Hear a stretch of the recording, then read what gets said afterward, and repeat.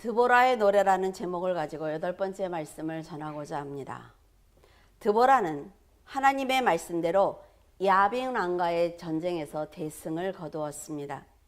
말씀이 그대로 이루어지는 걸 보면서 크게 기뻐한 드보라와 말씀이 그대로 이루어지는 것을 보면서 불순종했던 바락의 마음은 전혀 달랐을 것입니다. 야엘의 집에 도착했을 때 죽어있던 시스라를 보면서 바락의 마음은 아주 착잡했을 거예요.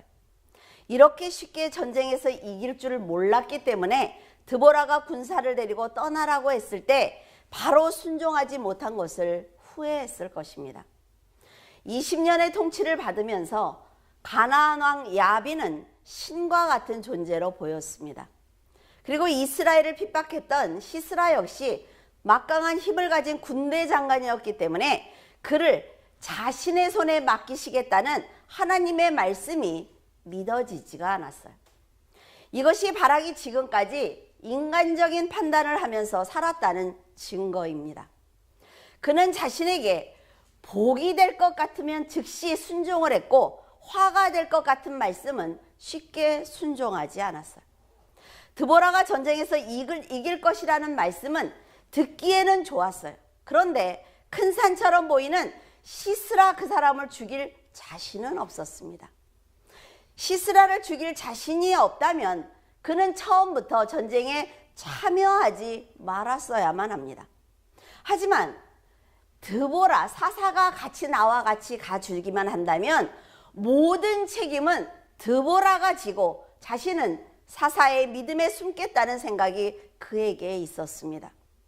전쟁에서 승리하든 패배하든 그것은 하나님의 말씀을 받은 드보라의 책임이기 때문에 바락은 드보라가 함께 가면 가겠습니다 라는 얘기를 한 거예요. 하지만 하나님은 약속을 모두 이루시는 분입니다. 하나님은 언제나 동일하게 역사를 하시고 성취하시지만 사람이 어떤 관점에서 어떤 판단과 결정으로 하나님의 약속을 보느냐에 따라서 그 응답은 기쁨이 될 수도 있고 회개가 될 수도 있는 것입니다. 저는 목회를 15년을 하면서 재미있는 현상을 경험하고는 합니다. 여러분에게 기도를 해드리면 하나님께서 네가 어떻게 하면 내가 이렇게 축복할게 라는 말씀은 오랜 세월이 지나도 잊지 않는 거예요. 그런데 네가 이렇게 하면 이라는 조건은 다 잊어버리고 축복하신다고 했는데 왜 이루어지지 않느냐고 서운해하고 있습니다. 정말 오래된 기도인데도 잊지 않는 것을 보면 사람이 복을 갈망하는 것이 얼마나 큰지 알 수가 있어요. 하나님께서 주시는 복을 갈망한다면 하나님께서 내건 조건을 지켜야만 합니다. 우리도 자녀들에게 그러지요. 너 이거 치우면 엄마가 뭘 줄게. 그러면 어때요? 먼저 치우는 게 먼저라 말이에요. 그렇지 않으면 하나님의 약속은 처음부터 없는 거예요. 아기가 아무리 엄마가 약속한 걸 달라고 떼를 써도 절대 주지 않습니다. 드보라는 바락에게 네가 지금 다볼산으로 가면 시스라가 철병거 900대와 그의 군사들을 데리고 기손강에서 기다리고 있을 것이다. 그런데 그와 싸워라 라고 명령을 하셨어요. 네가 명령대로 행하기만 하면 내가 앞서 싸울 것이고 시스라를 죽이는 그 기쁨은 너에게 맡길게. 이것이 하나님의 약속이라 말이죠. 이 말씀에는 하나님의 조건이 들어있고 순종과 축복도 들어있습니다. 하지만 조건과 순종은 하나님께서 원하시는 것이기 때문에 믿음으로 행하기만 하면 그 약속은 자연스럽게 이루어지는 거예요. 그러나 바락은 조건을 감당하기보다는 승리한다는 약속을 받아내기 위해서 하나님이 약속하셨지. 그러니까 나에게 줄 거야. 그 승리를 받아내기 위해서 내가 혼자 가는 것보다는 믿음이 없는 나보다는 사사인 드보라가 함께 가면 그 승리를 반드시 받아낼 것이다 라는 생각을 한 거예요. 바락은 선택적인 순종을 한 것입니다. 이런 선택적인 순종은 명령에 순종하기 위해서 자기의 모든 것을 먼저 희생하지 않기 때문에 하나님의 약속은 다른 사람에게 상이 돌아가는 것입니다. 자, 엄마가 이걸 치우면 내가 줄게 그랬어요. 근데 계속 안 하고 상만 달래는 거죠. 근데 그 옆에 있는 언니가 다 치웠어요. 그럼 그 상은 누구한테 가요? 그 언니에게 간단 말이에요. 똑같은 얘기예요. 하나님께서 네가 이렇게 하면 이런 복을 주겠다라고 약속을 하셨다면 마지막에 주실 복을 위해서 말씀을 듣는 즉시 자신을 희생하고 끝까지 노력하는 그 과정이 있어야만 결과를 얻을 수가 있는 것입니다. 여러분에게 기도를 해드리는 것은 하나님께서 약속하신 그 복을 받기 위해서 지금부터 그 길을 가면서 준비하라는 얘기예요. 여러분의 노력이 없다면 하나님께서 주실 복도 없습니다. 바락은 자신의 힘으로 상대할 수 없는 시스라에게 승리할 수 있도록 도와주겠다는 약속을 분명히 받았습니다. 하지만 그는 자신의 결단으로 행하기보다는 하나님의 인정을 받고 있는 사사인 드보라의 믿음을 이용하려고 한 거예요. 그래서 바락은 모든 공을 연약한 여인인 야엘에게 모두 다 빼앗기고 말았습니다. 여기서 우리가 깊이 생각해야 되는 것이 있어요. 그렇다고 해서 바락이 전쟁에 참여하지 않은 것이 아닙니다. 적들을 진멸하기 위해서 바락은 죽을 힘을 다해서 최선을 다해 싸웠단 말이에요. 아마도 바락은 내가 저 적들을 물리치지 않았다면 야엘은 시스라를 죽일 수 없었을 거야 라는 생각을 하면서 어쩌면 억울했을 것입니다. 자, 그렇다면 지금 바락의 생각이 여기에 미쳤단 말이죠. 내가 하지 않으면 저 여인도 시스라를 죽일 수 없었어. 여기까지 생각이 미쳤다면 그의 승리 역시 하나님의 도움이 없이는 절대로 있을 수 없다는 걸 알아야 되는 것입니다. 내가 나가서 시스라의 군대와 싸운 것이 아니라 말이죠. 하나님께서 가라고 하셨고 하나님이 역사하신 거예요. 야엘이 자신의 장막에 들어온 시스라를 죽일 수 있었던 것은 분명히 바락의 공이 큽니다. 하지만 하나님의 축복을 거절한 게 바로 바락이라 말이죠. 이걸 잘 보고 가셔야 돼요. 신앙생활을 할 때. 그래서 사람들은 어떤 경우에도 자신의 공을 하나님 앞에서 자랑할 수 없고 어떤 경우에도 자신의 잘못을 핑계댈 수가 없습니다.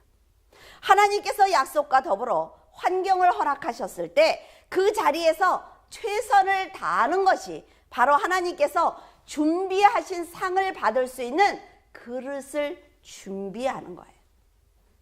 아, 목사님, 저는요 하나님한테 이런 사명을 감당하고 싶은데 그 그릇을 어떻게 만들어요? 이렇게 묻죠.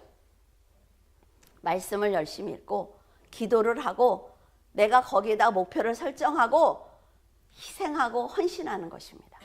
그게 그릇이 만들어지는 과정이라 말이죠.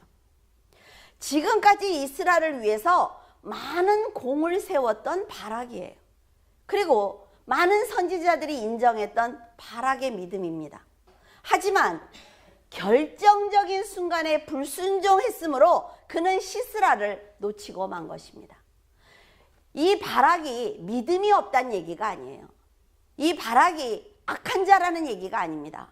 그가 평상시에 믿음으로 살아오면서 살다가 어떤 연유인지 하나님의 명령이 떨어졌을 때 순종하지 않았다는 얘기예요. 야빈왕과 가나안을 물리친 드보라와 바락과 이스라엘은 아주 크게 기뻐했습니다. 홍해를 건넌 후에 모세의 누나 미리암이 소고를 잡고 춤을 추면서 노래를 부른 것처럼 드보라는 승리의 기쁨을 모두 하나님께 올려드렸어요. 3절에 너희 왕들아 들으라, 통치자들아 귀를 기울이라, 나 곧 내가 여호와를 노래할 것이요 이스라엘의 하나님 여호와를 찬송하리로다. 드보라는 여인의 몸으로 사사로 부림을 받아 활동을 하면서 두려울 때도 있었을 것입니다. 그리고 백성들이 자기를 보고 있으니까 담대함을 보기 위해서 앞장설 때도 있었을 거예요. 바락이 다볼산으로 가지 않겠다고 했을 때 드보라는 하나님께서 바락의 선택과 상관없이 이미 정하신 일이기 때문에 그가 가기만 하면 복을 받을 걸 알기 때문에 그는 너무나 안타까웠습니다. 이 세상을 살면서 믿음이 충만하다고 해서 죄의 유혹을 받지 않거나 두려움이 전혀 없는 사람은 없습니다. 아, 목사님은 절대 두려워하지 않을 거야. 천만에요. 두려워요. 그렇죠? 아, 여기 목사 누구야? 나와. 내가 그를 가만 안 둘 거야. 그러면 여기 숨는단 말이죠. 일단. 왜 두려움이 없어요? 그리고 생각하는 거예요. 내가 성도들 앞에서 어떤 모습을 보일 때 성도들이 나를 따라올까? 드보라도 마찬가지였을 것입니다. 사도 바울은 그리스도 예수 안에 있는 자에게는 결코 정죄함이 없나니 이는 그리스도 예수 안에 있는 생명의 성령의 법이 죄와 사망의 법에서 너를 해방시켰다고 얘기를 했습니다. 이런 말씀, 이런 놀라운 말씀을 선포할 정도로 깊이 있는 영적 권능을 가졌지만 그는 자신의 지체 속에서 한 다른 법이 내 마음의 법과 싸워서 내 지체 속에 있는 죄의 법 아래로 나를 사로잡아 오는 것을 본다라고 고백할 정도로 솔직하게 자기의 마음을 이야기했습니다. 그래서 내가 내 몸을 쳐서 날마다 복종시키는 것은 내가 남에게 복음을 전파한 후에 내가 도리어 버림을 받을까 두려워서 나는 최선을 다하는 것이다 라는 고백을 했습니다. 저도 이런 기도를 참 많이 합니다. 하나님, 성도들한테 굉장히 믿음 있는 것처럼 잘난 척하고 막 복음을 전했다가 하나님과 나와 둘이 있을 때 이런 모습을 보여드리는 게 너무 안타깝단 말이죠. 그래서 이런 회개 기도를 참 많이 해요. 사람은 누구나 이런 연약함을 가지고 있습니다. 세상을 살면서 좋은 것과 만난 것 그리고 편안한 것을 모르는 사람은 없습니다. 바울은 자신이 죄를 이겨내려고 노력하는 것이지 유혹을 받지 않는 것이 아니다 라고 말하고 있어요. 하나님의 뜻을 온전히 깨닫고 말씀을 전하는 바울입니다. 비록 핍박으로 고통을 받는 중에 그의 영이 몸에서 나와서 천국에 가서 모든 비밀을 보고 듣고 온 사람이에요. 이런 바울도 자신이 죄로 흔들릴까 봐 두렵다고 고백했단 말이죠. 바울의 이런 고백을 들어보면 드보라 역시 같은 마음이었을 것입니다. 바락이 당신이 가지 않으면 나는 가지 않겠습니다 라고 말을 했을 때 드보라는 이때가 내가 지금 바락과 이스라엘에게 믿음을 보여줘야 되는 때구나 라는 생각을 했을 거예요. 자신을 보고 있는 백성과 바락의 믿음을 위해서 하나님의 역사를 믿었던 드보라는 두려움을 이겨냈을 것입니다. 믿음과 불신앙은 양면과 같습니다. 그래서 믿음을 선택할 때 하나님의 능력을 세상에 드러낼 수 있는 거예요. 불신앙을 선택했을 때 죄된 인간의 악함을 드러내는 것입니다. 드보라는 바락의 두려움까지 짊어지고 전쟁터로 향했어요. 그런 드보라의 믿음을 보신 하나님께서는 응답을 하시는 것처럼 하늘에서 비를 내려주시기 시작을 했습니다. 하늘에서 비가 내리기 시작할 때 드보라는 승리를 예감했을 것입니다. 하나님이 응답을 해주신다더니 하나님이 저들을 이기게 해주신다더니 그 방법이 이것이구나 깨달았을 거란 말이에요. 이것이 바로 신앙의 경험이며 다른 사람들을 세울 수 있는 믿음입니다. 그래서 4절에 여호와여 주께서 세일에서부터 나오시고 에돔 들에서부터 진행하실 때 땅이 진동하고 하늘이 물을 내리고 구름도 물을 내렸다라고 찬송을 드린 것입니다. 하나님의 능력은 성도들이 먼저 순종을 해야만 경험할 수가 있는 것입니다. 하나님께서 부어주시는 복은 성도들이 먼저 믿음의 그릇을 준비해야만 받을 수가 있는 거예요. 드보라가 먼저 순종했고 하나님께서 약속을 응답하셨기 때문에 이렇게 멋진 장면이 연출될 수가 있었던 것입니다. 드보라는 모든 공을 하나님께 드렸어요. 백성들이 살아계신 하나님을 더욱더 높여드릴 수 있도록 함께 찬송을 드렸습니다. 드보라는 자신을 핍박하는 열방의 통치자들에게 하나님이 참된 신이며 두려워하고 경외해야 될 유일한 최고의 통치자다라고 그들에게 선포했습니다. 이렇게 적장들을 향해 마음껏 노래했을 때 드보라가 얼마나 신이 났을까요? 아버지에게 큰 선물을 받은 아이처럼 소리를 높여서 노래했을 것입니다. 하나님께서 내가 지금 일하고 있다고, 내가 네 믿음에 응답하고 있다고 말씀하시는 것처럼 하늘에서는 비가 쏟아졌고 땅이 진동했습니다. 천둥과 번개로 자신을 드보라에게 보여주셨어요. 사랑하는 딸에게 20년 동안의 고통의 세월을 살았지만 이제는 내가 야빈과 시스라와 같이 큰 권력을 가진 자들을 네 믿음 앞에 무릎을 꿇리겠다라고 응답하시는 것처럼 하늘에서는 비가 내렸습니다. 하나님의 마음을 아는 드보라는 각종 악기로 찬송을 드리며 바락과 이스라엘이 함께 하나님을 높여드릴 수 있도록 그들을 모아 함께 찬양을 드렸어요. 창조주이신 여호와의 권위 앞에 모든 피조물들이 두려워하며 떨 것이라는 고백을 드리며 하나님의 위대함을 높여드린 것입니다. 8절에 무리가 새 신들을 택하였으므로 그때 전쟁이 성문에 이르렀으나 이스라엘의 4만 명 중에 방패와 창이 보였던가. 여기서 4만 명이라고 노래한 것을 보면 분명히 드보라는 10,000명을 데리고 전쟁터로 가라 라고 명령을 내렸거든요. 그런데 가는 도중에 바락을 도와서 이스라엘의 여러 지파의 병력이 참여한 것 같습니다. 이 전쟁은 이들만의 전쟁이 아니라 이스라엘 전체의 전쟁이기 때문에 다른 지파가 전쟁에 참여하고 솔선수범하는 것에 대해 드보라는 감사했습니다.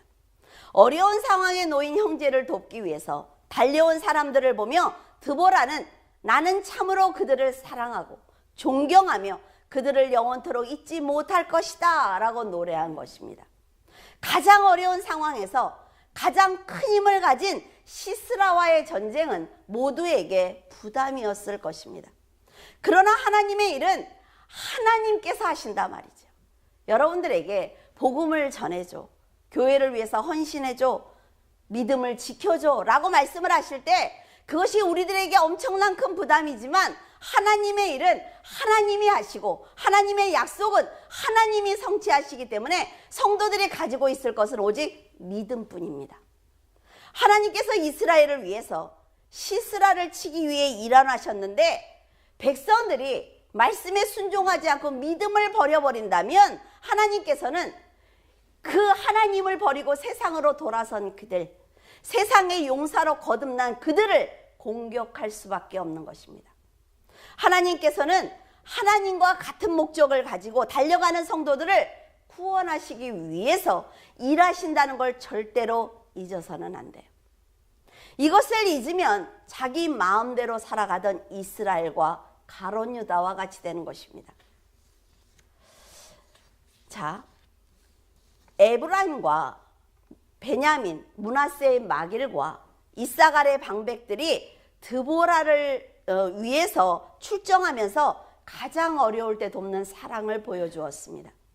이렇게 내 것을 희생하고 하나님의 지체로서 함께 동참하는 것이 진정한 사랑이에요.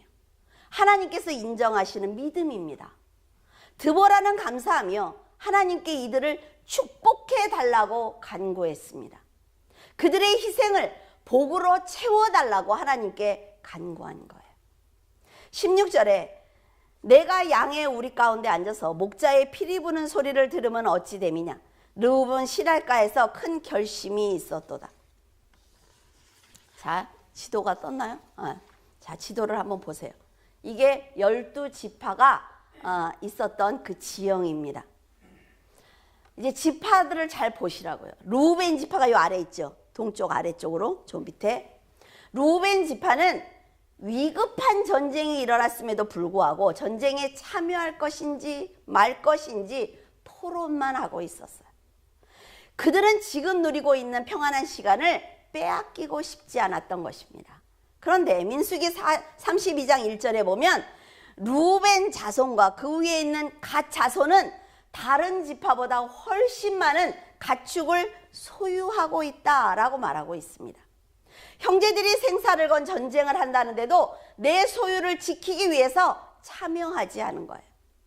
이스라엘 백성들이 이 에돔과 모압을 거쳐서 서쪽으로, 이쪽 므낫세에 있는 서쪽으로 들어와야 될 때 저 세 지파는 그 동쪽에 남겠습니다 라고 말했어요. 기억나시죠? 그리고 길르앗도 동참하지 않았는데 길르앗은 갓지파와 므낫세 반지파를 말하는 것입니다. 드보라는 이들 지파들이 요단 동편에 거하면서 동족의 전쟁에 조력하지 않았다라고 책망하고 있어요.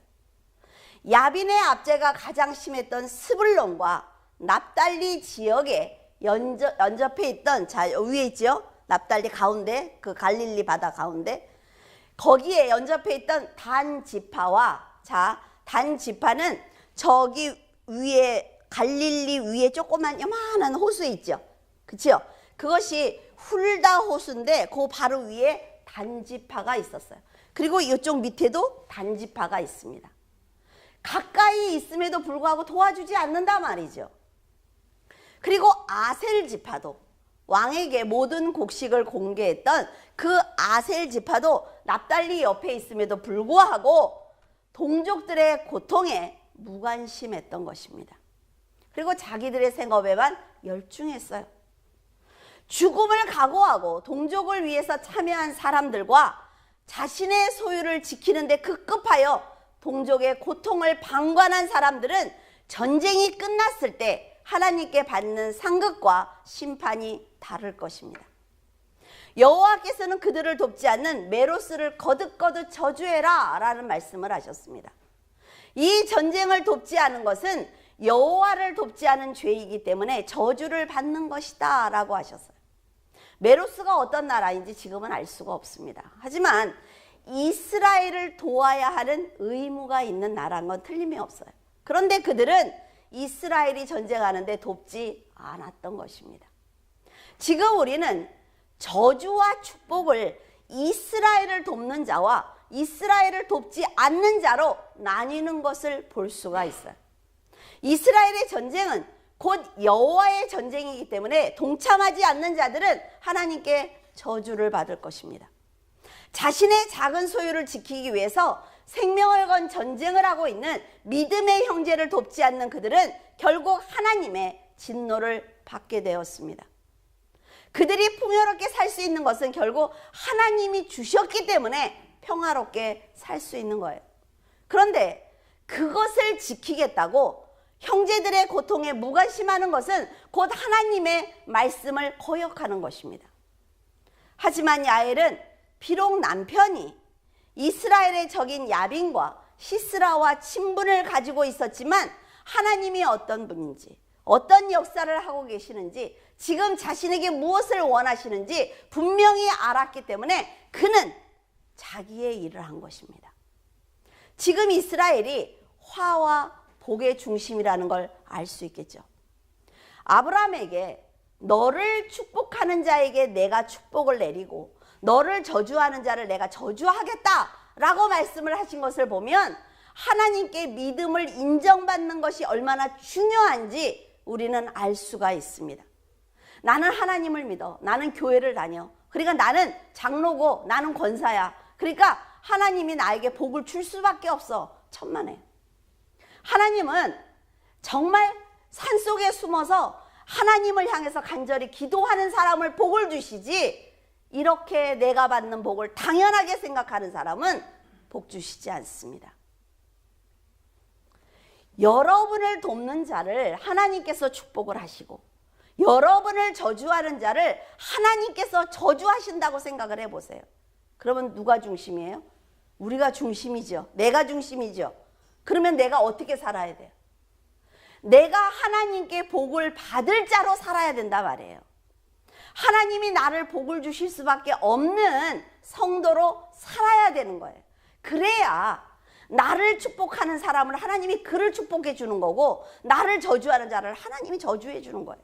나는 아무렇게나 살면서 하나님이 나에게 복을 주는 건 당연해. 천만에요, 여러분. 절대로 오해하면 안 된단 말이에요. 하나님이 여러분을 축복하고 싶은데 여러분이 믿음으로 살아내지 않으면 축복하고 싶어도 할 수가 없는 거예요. 약속의 중심에 섰음에도 불구하고 거룩한 삶을 살지 않는다면 하나님께서는 도리어 그 진노를 여러분에게 내리시는 것입니다. 왜? 복을 주고 싶으니까.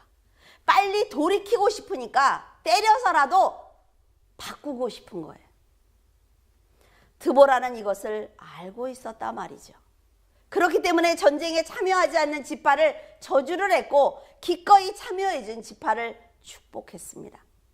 28절에 시스라의 어머니가 창문을 통하여 바라보며 창살을 통하여 부르짖기를 그의 병거가 어찌하여 더디오는가, 그의 병거들의 걸음이 어찌하여 늦어지는가 하며, 전쟁터로 나간 아들을 기다리는 시스라의 어머니의 그 간절한 마음이 참 잘 그려져 있습니다. 자식은 누구에게나 이렇게 소중한 존재일 것입니다. 시스라의 어머니는 시스라가 전쟁에 패했을 것이라는 생각을 조금도 하지 않는 거예요. 그래서 벌써 전쟁이 끝났는데 내 아들이 왜 안 오지? 벌써 전쟁이 끝났는데 왜 이렇게 늦게 오지? 점점 불안해지기 시작을 한 것입니다. 아들인 시스라는 전쟁에 나가기만 하면 언제나 이기는 아들이에요. 이스라엘을 20년 동안 다스렸기 때문에 드보라에게 질 것이라는 생각은 조금도 하지 않았습니다. 불안해하는 어머니에게 시녀들이 시스라가 이스라엘에서 전리품을 많이 탈취하느라고 이렇게 늦어지니까 걱정하지 마세요 라는 위로를 드렸습니다. 그 누구도 가나안 왕 야빈 왕과 철병거로 무장한 시스라 군대 장관이 패할 것이라는 생각은 조금도 하지 않고 있었단 말이에요. 세상적으로 보면 시스라가 패한다는 것은 말이 되지 않습니다.